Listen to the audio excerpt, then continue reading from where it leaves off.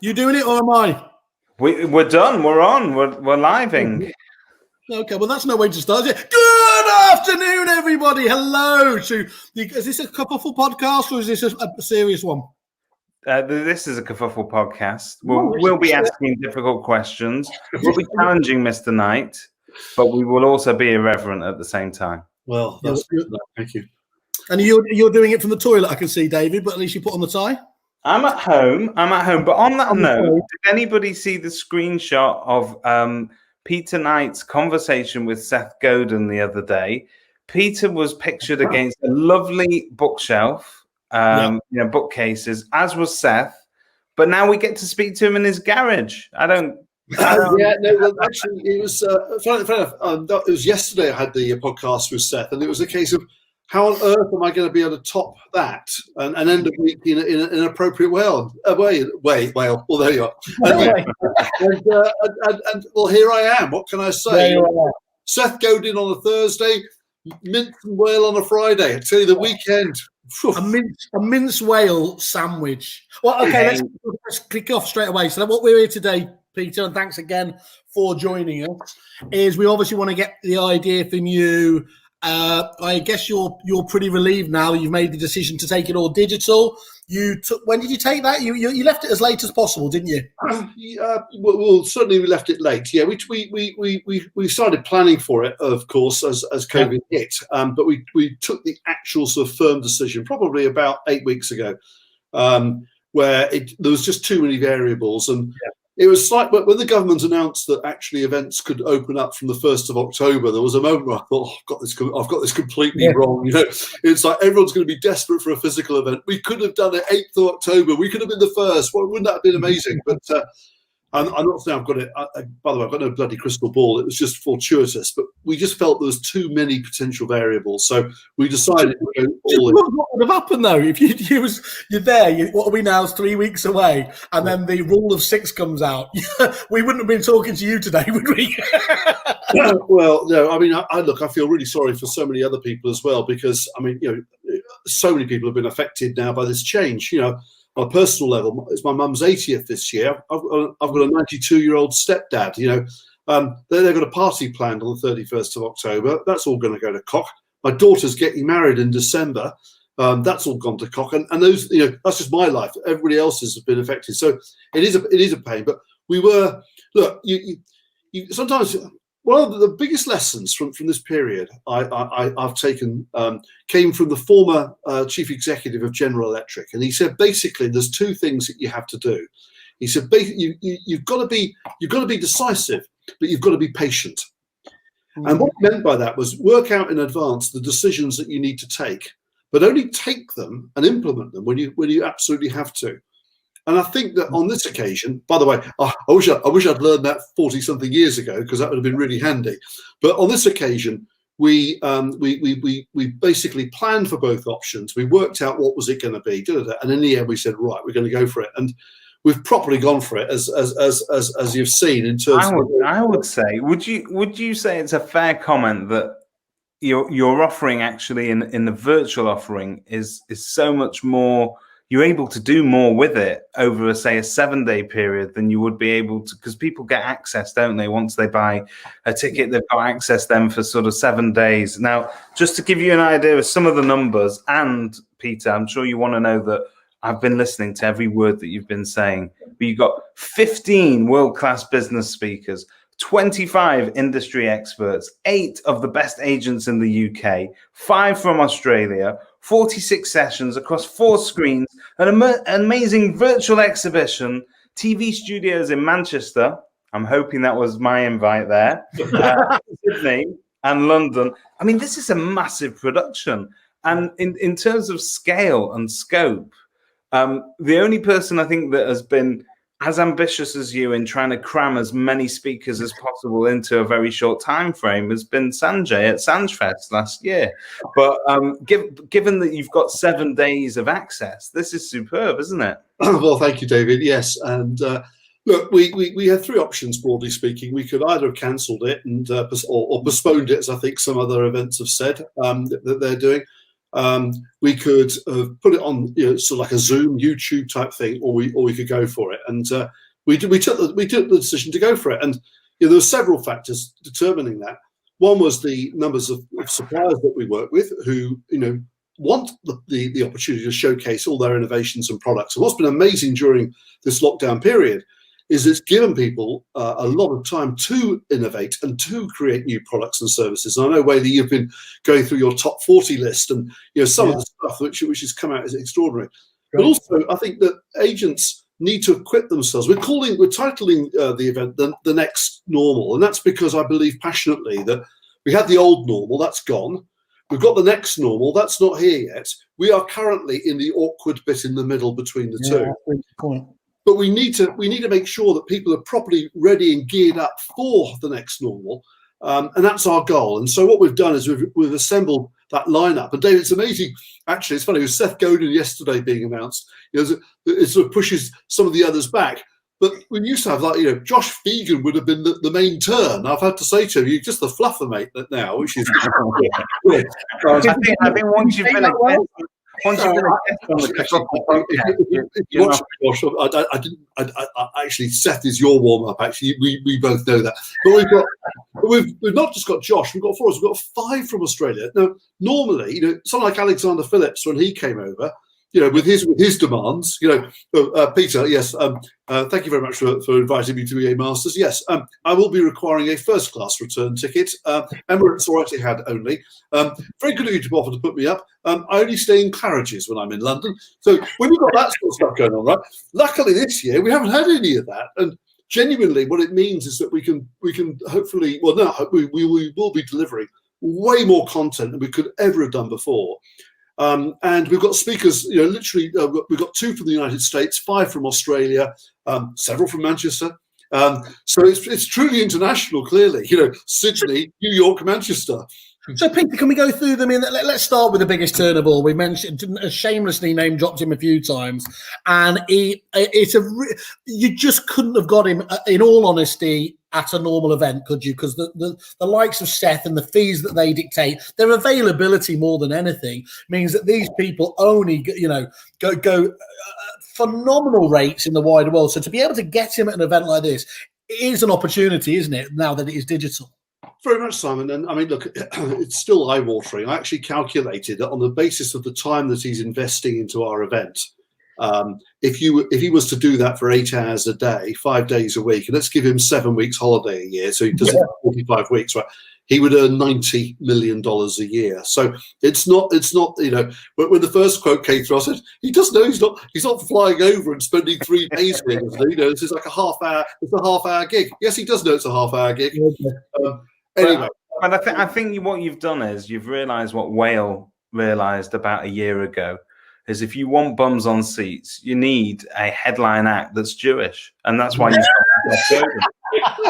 Oh, of course. Well, it's always going to come back to your people, isn't it, David? Stop. Hey! Look, there's just a disproportionate number of us that have done well. That's all it is. All it is. Yeah, well, there is a theme, because our brilliant marketing speaker Grant Lieboff, who's spoken at our events before, is also from your community, David, and he's one of the he is extraordinarily individual.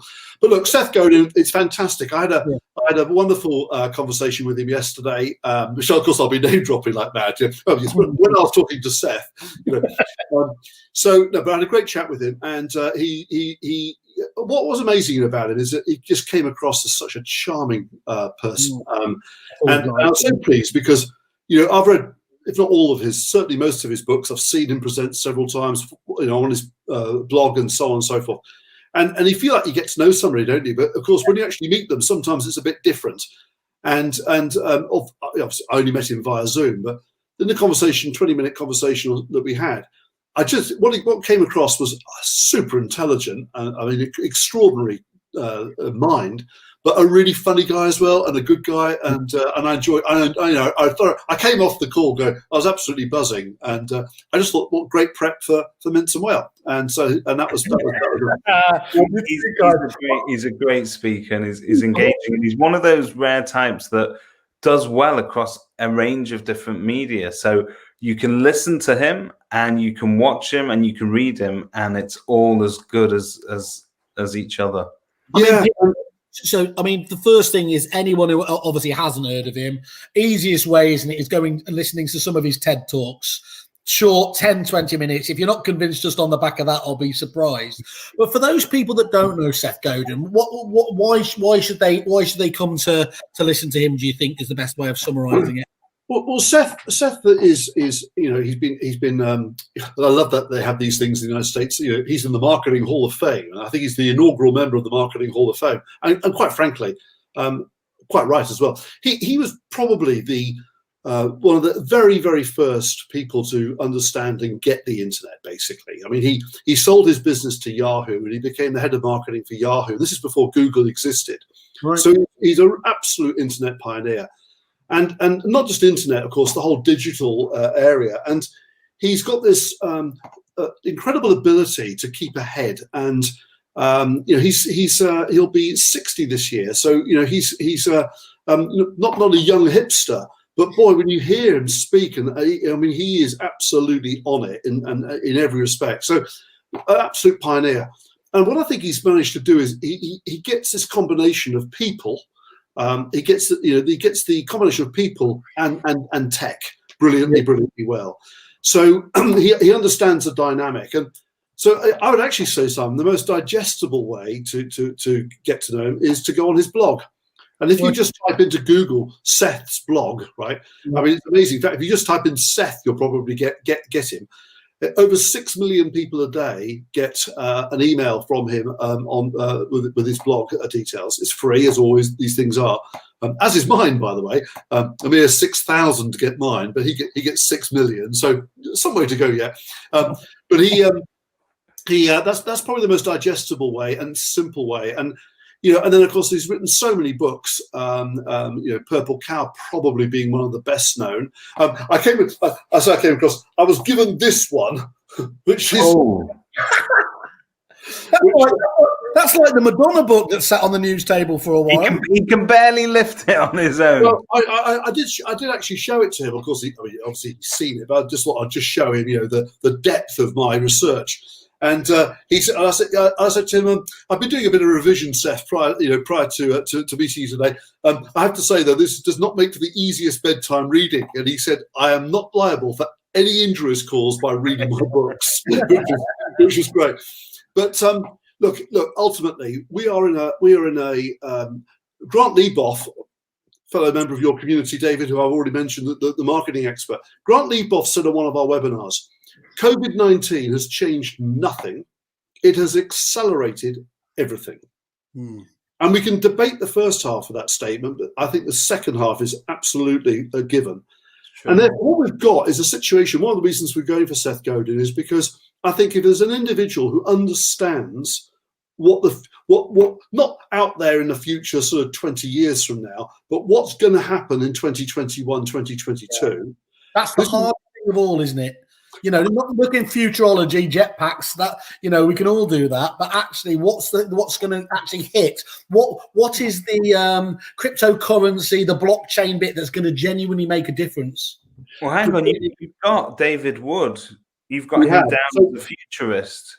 We have, and I was hoping that he would have a time machine that would take us into a time beyond COVID and Brexit, when all that was left is just a kerfuffle pink bobble hat and a mask. I had the words "I told you so" scribbled on them.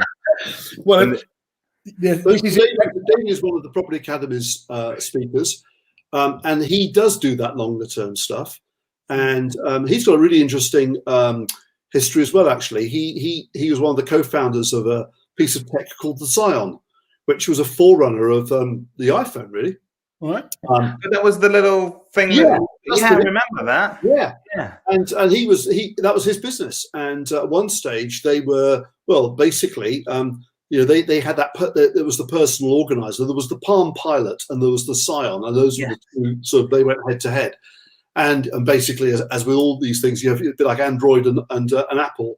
You get a fan of one. You get fans for one thing. Yeah. Anyway, David is a futurist, and David will be looking at longer term trends. and talking about, and some of his predictions of the past have already come to fruition. So he's got good form in this respect. So we wanted to bring him in because what we're trying to do is cause people to realise that actually you've got to, this change thing is happening continuously and at a pace that I've never seen. I've been in this industry 40-something years now, and and I've been through a lot of changes. But boy, it's on steroids at the moment, and therefore we've got to make sure that we're taking account of those changes. At the same time, we also have to keep our feet on the ground, which is why we've got so many practitioners. So we've got 5 Australian speakers. Josh probably needs no introduction, but for my money is the #1 frontline estate agency coach in the world, not just Australia. I put Josh #1 in the world when it comes to frontline estate agency coaching. We're bringing Fiona Blaney over. Fiona's a great mate. Fiona used to actually work for John D. Wood in London, and so gets the UK lettings market extremely well. She has a number of UK clients, but she organises ARPM, which is the biggest property management and lettings company in Australia. And then we've got 3 practitioners. So we've got David Hyland of Hyland Property. In my opinion, David is probably the best presenter of properties for sale and to let that I have seen in the world. The attention to detail of his presentation of properties is extraordinary. We've got Ruma from Northwestern. She's just a real amazing people person, one of Josh's clients. And then we've got Matty Hayson, our old friend from Cobden and Hayson, Simon, look at him. Simon gets physically overwhelmed when you mention Matty. Yeah, he's fun. So again, this is what's extraordinary. We've got 5 of them, but we've also got some really great UK agents as well. It's not all about just international. So we've got some really top UK agents. Spencer Lawrence, of course, from Paramount, who you know well. Which we've got Samantha Hossack from TLC. She's in charge of property management at TLC, and we're looking forward to seeing her. And then we've got in the 2X stream, sponsored by Kerfuffle, I hasten to add, just to make sure that everyone knows who's paying for this. Platinum sponsor. Platinum sponsor, absolutely. We've got one of the panelists there is Richard Palfreman from Northfields. And that's principally because Richard runs a very tight ship. I mean, let's face it, Richard is just very tight. So and he runs a very, very tight ship. And in all seriousness, one of the big lessons from this awkward period in the middle, is how many agents have realised just how much money they were wasting. And I know, Simon, you've been looking at this probably more than anybody else, with the huge numbers of suppliers that they weren't fully utilising or even utilising at all. So a combination of people like Spencer and Richard who have really, really drilled down their costs and gone into them in microscopic detail, I think will be really, really, even though most agents have done that, I believe there's still, as Dale Norton would put it, there's still some lemon to be squeezed to get the extra bits out of it. And that's very much there. So we've got 8 UK agents on different panels, and plus a whole raft of suppliers. 46 sessions. So it's Peter, you just mentioned lemons. One of our famous friends, Peter Clark, another Aussie, has just popped over. Evening, Peter. Well, yes, it is, Peter. Great to hear from you again. Hope you're really well. Just for now, it's going now. It's not really working for me. I change by the day. Peter, you mentioned streams there. Do you want to just explain the actual format of how that's going to work? So, actually, I mean, it's not just the scale of it. You can't actually get your head around, is it? Because it's not like you've spread it over 4 days and then you've got simultaneous streams going on, haven't you? Do you want to just give us how it's going to work on the day? Yeah, so we've got 4 streams, and so basically, what it means is that you can only watch one bit of content at a time, unless you've got a time turner. But so in essence, you don't have to select just one stream. You can dive between them if you wish to.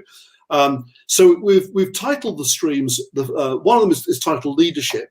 Very much focusing on what it says, does what it says on the tin, really. What are the real leadership issues? So, for example, Roger Martin Fagg, our behavioural economist, will be speaking in that stream. Surely that's a name that needs rebranding in this day and age. It's not as PC as it could be. Well, yeah, I suppose it has got a different connotation. I'm going to leave you to think about that. This is why I've not been invited as a At least he's got the Martin in there, because I mean, just Roger Fagg would have been awkward, wouldn't it? But Roger, let's face it, Roger's played a blinder. In March, he actually called the V-shaped recovery in March. And that's exactly what we've had. The July figures 6.6% up. Exactly as within a smidge. He called this in March, and so really interesting to have him back and to have him talk about the actual ideas for 2021. So we've got people like him in the leadership stream. We've also got in the leadership stream Kate Cox, who's the head of marketing for Moneypenny. And she's had an extraordinary career, and she's going to be sharing leadership from a marketing perspective. And let's face it, Moneypenny, are just such a brilliant organisation. So and many others. The second stream, we're calling it marketing.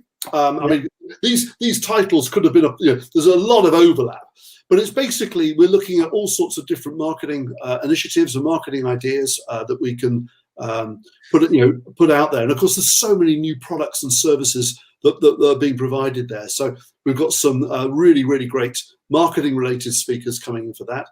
The third stream, which of course is the platinum sponsors, is Kerfuffle, is we're calling it 2X, and that stands really for how to double your profits. And the theme is via profitable partnerships. So the two bit works in both ways. You're going to double your profits, and you'll double your profits primarily by a combination of utilizing the best tech out there and the best outsourced services. And I'm absolutely convinced when it comes to future-proofing for another pandemic or another black swan event, partnering with others, taking some of the risk is a vital component. Brilliant. And then the fourth stream is masterclass, which is basically the practitioners. So that's where we're going to have the 5 Australian contributors, plus a lot of other UK agents as well, sharing what is good. This is where the actual sort of delivery piece is. In other words, you've got all the theory, which is great, all the sort of future stuff, which is great. But what actually have people been doing? What are the things that are actually working right now? And that's what Masterclass is about. Now, Simon is going to be presenting across all 4 streams the top 40. So Simon and I have gone through a cracking, just a huge quantity of options and tried to distill it down to just 40 of what we think are the most important new innovations, services and products. And so Simon's going to be doing 10 in each of the streams. So you're going to have to watch him on catch up 3 times at least. Are you going to be doing this sort of the two of you like smashy and nicey running through the top 40?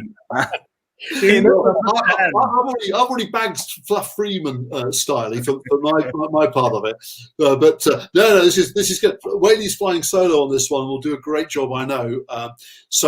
We've got him doing that, and that's going across all 4 streams. And I tell you now, David, I've been privy to some of the things that are coming through, and some of the innovations and some of the new products are absolute. I mean, game changer is such an overused word, isn't it? But some of them, I don't know what else to say. They properly are. So we've got so many new things being launched there, which is great. Of course, I've got to mention that the whole of the event would not be possible without the support of our principal partners, Rightmove, who have been extraordinary, and they will be giving. Peter, how many years is that now? They've been with you. It's got to be best part of a decade, isn't it? Oh, it's over a decade, Simon. Yeah, I'd say it's probably 12 years. And what was brilliant about Rightmove was when we said to them, look, we're worried about going with the physical event. We don't think we can. We want to go digital. They went, great. We're here to support you in every way we can. And they just went all in. And so they've been absolutely brilliant. And they've also this year again. For the 4th year, helped us to create the Best Estate Agent Guide and the Best Estate Agent Guide Awards, which we will be announcing on the 8th of October. And we're not publishing a shortlist this year. There's just not been the time to be able to do so. We've been massively condensed. And we didn't want to do mystery shopping during the COVID period, lockdown. It just wasn't appropriate. So we've changed that aspect of it. We are doing some mystery shops. It's a smaller number. It's really just to determine the overall winner of winners, as opposed to the whole piece. So it's not going to be like sports day at school where everybody gets a badge, whether they came first, second, or third. It's just David, let's just tell you again, you haven't won. No. Listen, actually, this could have been my year, my A-level results. If I got my A-level results this year, my predicted A-levels were superb, let me tell you. Well, yeah, actually, truly, the results aren't complete yet, so I can't say whether David is or is not in the guide. Look, the guide comprises the top 20% of branches and roughly the top 3% of brands. So, 80% of branches aren't in it, and 97% of brands or agencies aren't in it. So, there are numbers, because there's a lot of estate agents in this country. Hey, listen, that's okay. I tell you one thing it's done, and this is across the board. Yes, you do get a little bit miffed that if you don't get one of Peter Knight's baubles every year. However, what it does is it automatically raises standards, because when that phone rings, you think this might be Peter Knight calling to mystery shop me. And so you make sure that so there are certain innovations that people have. I mean, we did this as a direct result of Peter's grading of our agency. I think this is probably going on for 3 or 4 years ago now. We got Moneypenny, so that, calls that were being missed are now being answered professionally.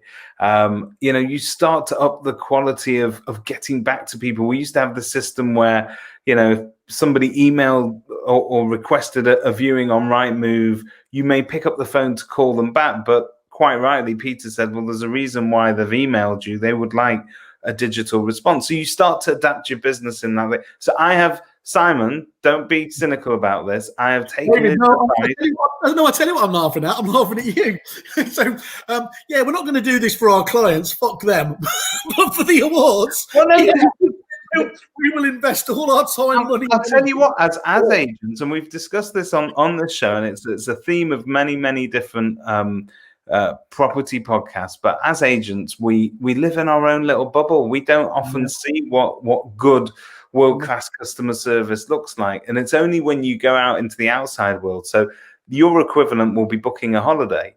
So if you book a holiday and you're treated amazingly well by a bespoke boutique travel service, that is very different to the wham bam thank you ma'am sort of service that you may get at a mainstream travel agent. So I think it's all about fine-tuning that service, and sometimes you need to be turned down by Peter Knight 3 times on the run before you get it right the 4th time. Oh gosh, when the final results come in, David, your firm will be the first that I shall be having a look at. But look, here's the thing. I tell you what I can say based on the first sort of cut that was done, and that is that the once again the gap between the best and the rest is widening. And so what we're seeing is the better agents are just improving, really, really in significant margins, and the rest are just sort of just there. That Pareto theory really stacks up, doesn't it? When you look at it in terms of. I just laugh at Graham Wilson's comment here. For heaven's sake, Peter, just give him a bloody award. Well, I'm sure we can. Thank you, Graham. You're a very sensible man. Member of that community. We'll do that. Yeah, look. Ultimately, I know there are critics out there of awards and so on, and I get that. The prime reason why we set them up all the years ago, we did almost 20 years ago. The reason we did it was to give the best an opportunity to actually distinguish themselves and to differentiate themselves from the rest. That was it. I was fed up of media criticizing all estate agents when actually there were some really, really good ones out there. So that's why we've done it. We now assess every single branch that is on Rightmove, every single one. We assess any others that apply who are not on Rightmove can apply, and then they have to submit their data to us so that we can analyse it. We have a number that do that, and then basically we so over 3 billion pieces of data are analysed. But we're not here to talk about that today. It's part of the event. It's part of the show, and it's going to be a major factor, I think, for people in 2021, because they're going to need to differentiate themselves and say, look, we are we've been assessed by Rightmove and the Property Academy as being the best, agents out there. So, those who see the value in it will take part. Those who don't won't. And that's exactly, and that's always been the point. I mean, I'm sure he wouldn't mind me name checking him, but Carl Tatler always made me laugh because he like we when I was at Repeat. First year you go in for the awards, and you're the best. So it's only a matter of time. It's going to walk up on stage, get the awards. Famously, my old colleague, Peter Fennick was putting on his jacket as they announced silver, and then announced TM training, and Julian O'Dell walked past us as we vomited, and we set ourselves up, the next year and said, how did this happen? How did they not see our magnificence? Our magnificence, and Carl Tatler did the same, didn't he? He knew he had a great business, but he challenged himself, and he actually went around those winners that he saw at your awards and just looked at what was different there. So as a direct consequence of, yes, what on the face of it might be perceived as an almost a vanity exercise, the business itself made itself into, without a shadow of a doubt, that area's best agency. And they subsequently went on to win 2 of your biggest awards at the Sunday Times, which I think was unprecedented, wasn't it? Yeah, they were one of the first. There's very few that did the double. Romans back in the day did the double as well, and Carl Tatler did the double. And I spoke to Carl actually the other day, and when he said he made you laugh, he makes me laugh, but often unintentionally. But there you are. He's a good bloke, Carl, and he runs a good business. And thank you very much, Peter. That has been very interesting. I look forward to receiving my award in the post, and also the location of the Manchester studio. I'd love to stop in and share my insights on the day. So you could do your own super spreading. Brilliant, David. Excellent. Well, I should bear that in mind, of course. I can't wait, as usual. Obviously, we'll save the drinks for a separate day, but it's going to be an amazing event as ever. Let's can't wait to catch up with it. Thanks, guys. Thanks for having me on the show. Lovely to see you. Bye-bye.